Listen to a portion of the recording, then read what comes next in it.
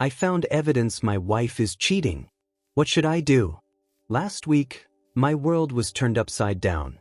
My wife, my partner of over 30 years, left her laptop open on the kitchen counter.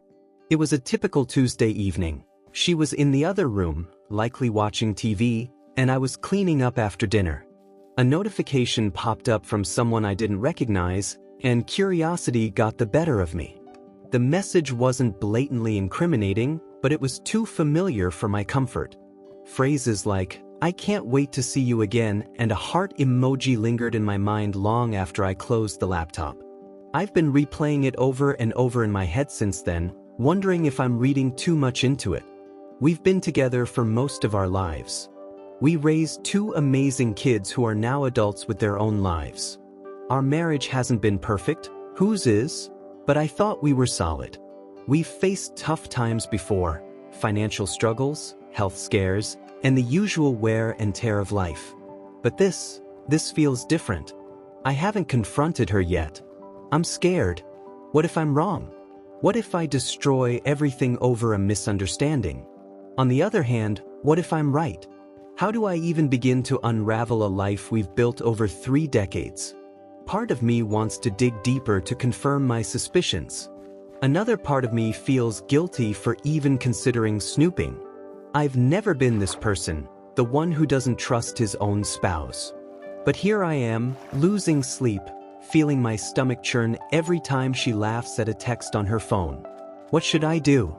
Should I confront her now, without concrete proof, and risk her denying it? Or should I look for more evidence to know for sure? I'm lost, and I could really use some advice.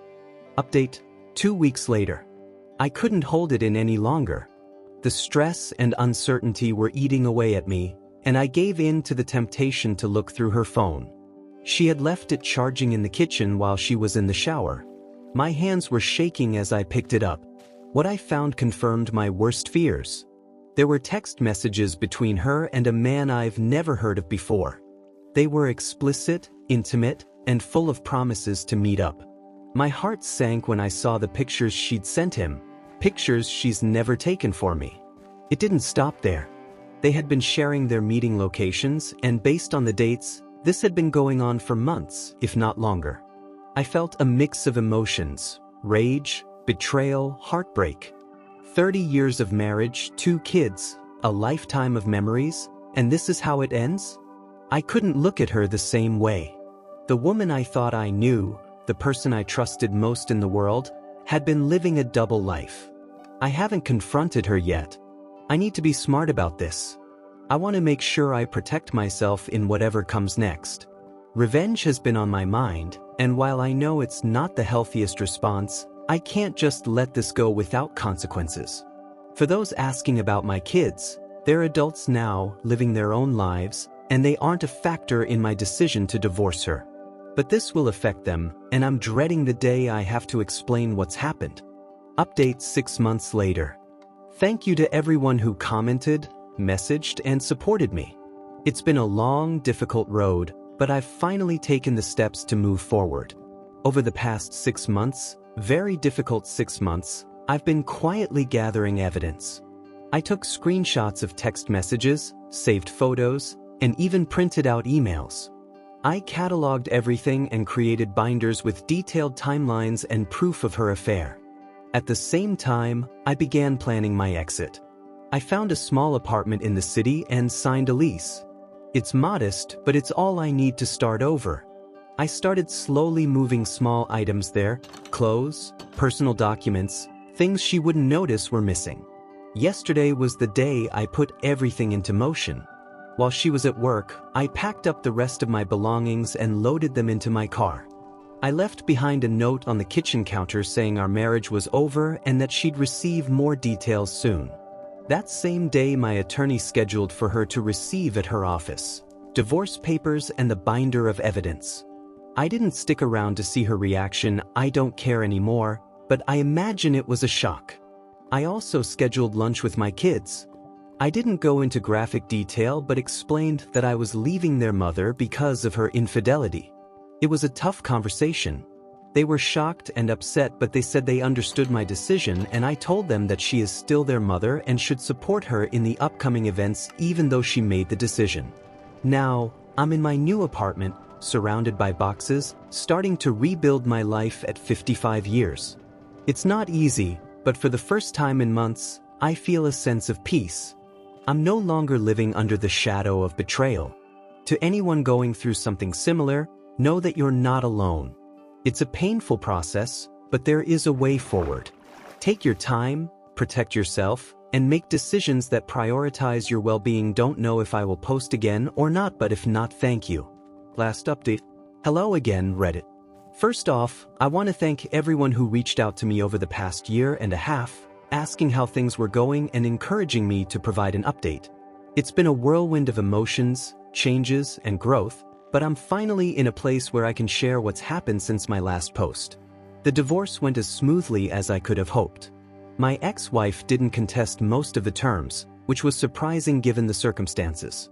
We agreed to sell our shared home, but instead of putting it on the market, she decided to buy out my share. This allowed me to walk away with a clean slate and enough funds to secure my future without too much hassle. I don't want to dwell on the past. What's done is done, and holding on to resentment only hurts me in the long run. That said, I wouldn't have been able to get through this period without the support of my friends and family, particularly my daughter and son. They've been my rock through all of this, even as they navigated their own feelings about the situation. Now, onto the part one never thought I'd be writing about, my love life. About 6 months after my last post, my friends and my daughter started pushing me to put myself out there again. I resisted for a long time. At my age, I'm 56 now, I didn't see much point in dating. I was content focusing on rebuilding my life, settling into my new apartment, and rediscovering who I was outside of a long-term marriage. But my daughter can be very persuasive. She sat me down one evening and helped me set up an online dating profile. I didn't take it seriously at first. I filled out the basics, uploaded a decent photo she insisted on taking, and left it at that. Honestly, I thought it would be a waste of time. Who would want to date a 56-year-old divorcee with emotional baggage? Well, it turns out I wasn't the only one out there feeling the same way. About 2 months after creating the profile, I matched with someone who caught my attention. Let's call her Anna. She's 50, divorced for a couple of years, and has a story not too different from mine. While her marriage didn't end because of infidelity, it ended due to years of verbal and emotional abuse. We bonded over our shared experiences of betrayal and heartbreak, but more importantly, we connected over our shared desire to move forward and find joy again. Our first meeting was simple, just coffee at a quiet cafe in town. But from that very first conversation, I felt something I hadn't felt in years: ease. There was no need for pretense or grand gestures. We both knew where we stood in life and what we were looking for: companionship, understanding, and a chance to heal alongside someone who gets it. Over time, what started as casual meetings turned into something more. Anna has been a source of comfort and inspiration for me, and I like to think I've been the same for her. We've been taking things slow, but it feels right.